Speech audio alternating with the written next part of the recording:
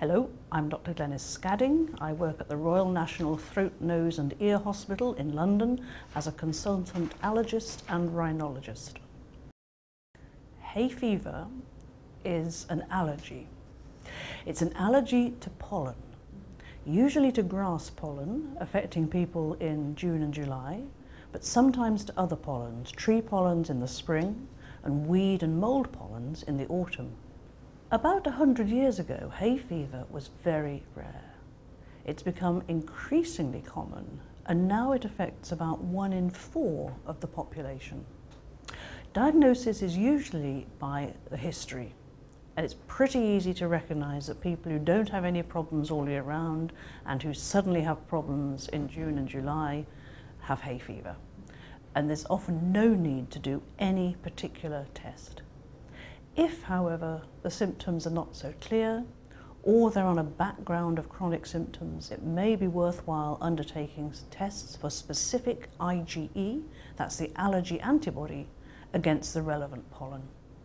And you can do that on the patient by skin prick testing. You can also do it by a blood test. Hay fever can really steal the summer away from a patient.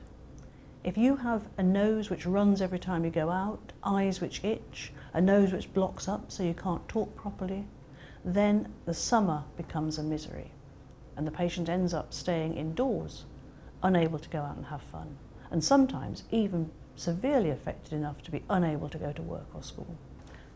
Hay fever symptoms usually start once the pollen grains reach a certain level of around 10 grains per cubic millimetre.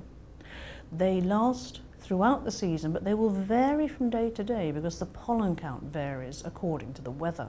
It will go down if it rains hard or if it's cold. It'll be high if it's a very warm, sunny day. Treatments are available for hay fever.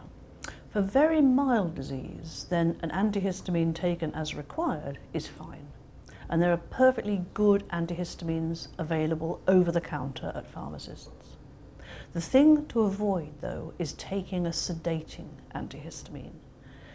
If you do that, then you may be sleepy, your driving ability may be impaired, and your working and academic ability may also be impaired, even if you don't feel sleepy. 2 puffs again, 1 up, 1 back. For anything more than mild disease, the first-line treatment of choice is an intranasal steroid spray. It's very sensible to start this before the hay fever season starts, at least a couple of weeks before the patient normally gets symptoms, and it's much better taken every single day without fail.